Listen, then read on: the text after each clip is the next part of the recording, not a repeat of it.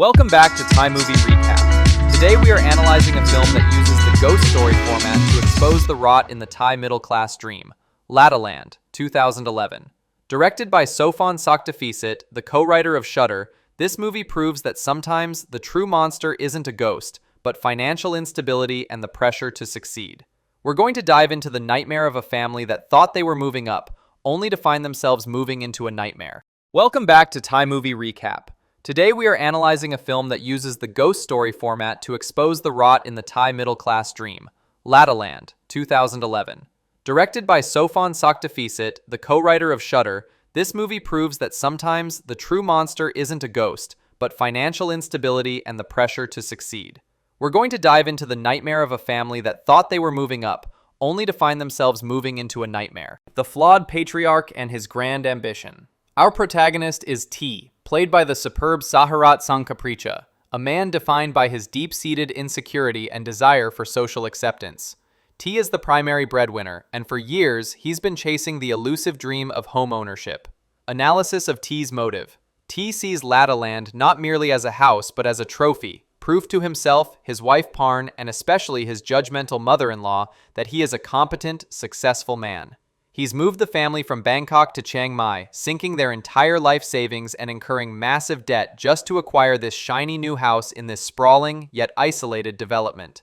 This house is his identity. His decision is an all-or-nothing gamble. If this dream house fails, T fails entirely. This is the first and most powerful seed of horror planted in the narrative. The family dynamics of denial and resentment. The move immediately exposes the deep fissures within the family unit. The house, designed to bring them closer, only pushes them further apart. Parn, the burdened wife, played by Piathita Mitterrarach, Parn is initially supportive but harbors deep anxieties about the financial risk. She constantly battles her own mother, Samnau, who vocally disapproves of T's choices, creating a toxic atmosphere of intergenerational conflict that T cannot solve. Nan, the alienated teenager, the eldest child, Nan, is resentful. She's forced to leave her school and friends for this strange, remote town. She retreats into teenage isolation, communicating with her parents only through passive aggression and silence, making her an easy target for spiritual manipulation later on. Nut, the innocent receptor, the youngest son, Nut, is the only one without the baggage of economic stress, making him the most psychically sensitive. He begins interacting with the strange, unseen forces in the house, a classic horror trope utilized to signal that the ground they walk on is already cursed. The family is living in denial, denying the debt, denying the resentment, and denying the isolation. Their emotional vulnerabilities are the open doors the supernatural forces use to enter their home. The arrival of Macabre and the economic fallout. The facade of the peaceful suburban dream cracks violently when a gruesome discovery is made just next door. The Burmese maid, Khin, is found murdered, violently assaulted, and left dead in her employer's home. The sight of the police tape, the stunned neighbors, and the pervasive sense of dread instantly poisons the atmosphere of Laddaland. This is not just a murder, it's the brutal intrusion of reality into fantasy. Khin, an overlooked economic migrant, becomes the central, angry spirit. The consequences are immediate and terrifyingly realistic. The evacuation. Neighbors begin to move out en masse. The sight of for sale signs replacing welcome mats is terrifying to T. The economic tsunami. The housing prices plummet. This is the true jump scare for T. The house he bet his entire life on is now worthless, trapping them in a decaying neighborhood haunted by both literal ghosts and the ghosts of their lost financial future. T's nightmare is twofold. He's surrounded by angry ghosts outside, but inside he's being choked by the realization that he is a failure. This opening section perfectly sets up the dual horror that defines Laddaland. Intimate haunting and the crushing weight of failure. The collapse of the housing market turns Laddaland from a neighborhood into a ghost town. As residents flee, they leave behind empty houses that become sanctuaries for the dead. For T's family, the new home has become a cage, a financial anchor preventing escape and an open invitation for terror. The isolation of the children, Nan and Nut. The haunting becomes deeply personal, targeting the children's vulnerabilities. Nan's alienation. Nan, the teenage daughter, is already lonely and resentful. Her room, meant to be her sanctuary, becomes the place where the ghosts make contact. She begins seeing horrifying apparitions, not just of Khin, but of her neighbor, Mr. Kiat, who also met a gruesome end. These encounters fuel her existing anger and suspicion towards her father, pushing her further away from the family. Nut's Innocence Corrupted. The young son, Nut, initially connects with the presence through childlike innocence, but this quickly turns sinister. The ghosts use his toys and his play areas to communicate their terrifying presence, corrupting the last vestige of joy in the house. This is clever filmmaking. The ghosts aren't just jumping out, they are exploiting the emotional distance between family members. The scariest moments aren't about seeing the ghost, but about the absolute silence and the feeling that something intangible has breached your private space. The pressure cooker explodes. T's personal hell. While the ghosts are busy outside, T is facing his existential crisis alone inside. The financial pressure, coupled with his need to project strength, pushes him past his breaking point. Key plot point: loss of job. T loses his job, the last pillar holding up his fragile self-worth. This loss is a tragedy more devastating than any ghostly sighting. The horror shifts from the supernatural to the fear of poverty and shame. We see T hiding the termination notice, desperately clinging to the illusion of his success. The scene where he is alone, staring at the empty refrigerator, is a masterpiece of dread. The blank shelves are the real monster, reflecting the void of his future. This internal stress finally triggers the most painful conflicts: the argument with Nan. T's inability to cope leads to a vicious argument with Nan, where he lashes out, shouting cruel words that sever the last threads of their relationship. The fear of the ghost is secondary to the fear of the man his father has become.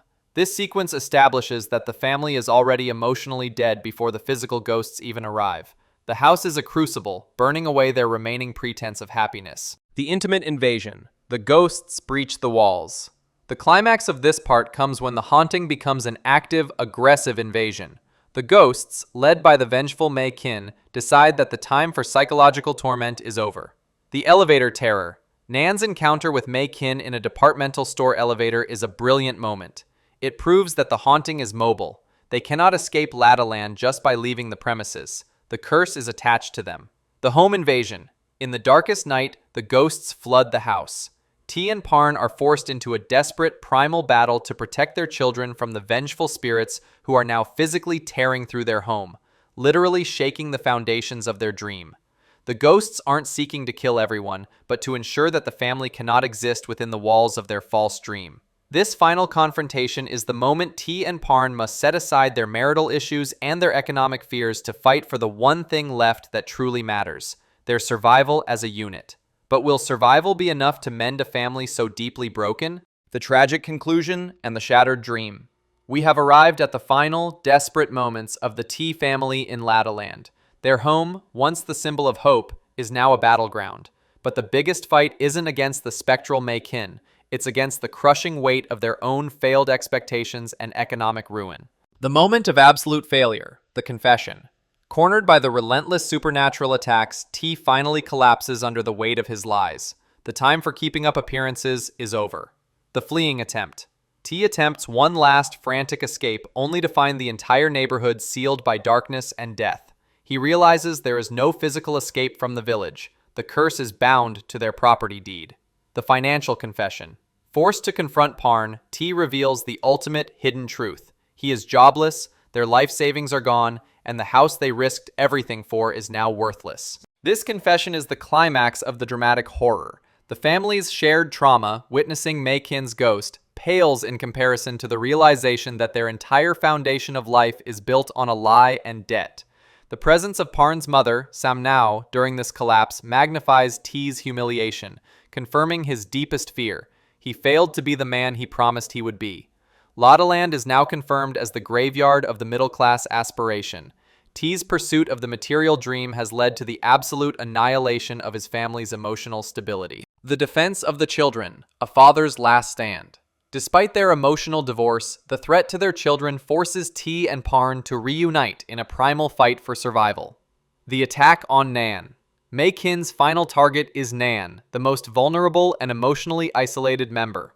This forces T, the absent father, to physically intercede. The shared trauma. T and Parn fight together, not for their marriage, but to ensure their children live. This shared moment of terror is ironically the most honest and unified they have been since moving to Laddaland. The horror forces them to remember what truly matters. They manage to drive the ghosts back and flee the cursed house, but the victory is hollow. They leave Laddaland, but they do not leave the scars of Laddaland behind. The tragic aftermath, the unrepaired family. The film denies the audience a happy ending.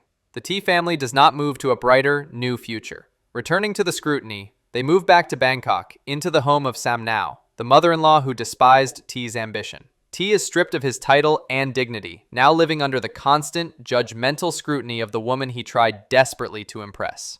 The last glimmer of hope shattered. Parn tries to fix the lingering resentment Nan feels toward T, suggesting T buy Nan a new phone as a peace offering. But in a quiet, devastating moment, Nan rejects the gift, whispering, "Just don't lie to me again." This is the most brutal closure. The ghost is gone, but the true damage remains. The father-daughter bond is permanently broken. The economic failures have resulted in irreversible emotional damage. Conclusion: the real ghosts of Laddaland.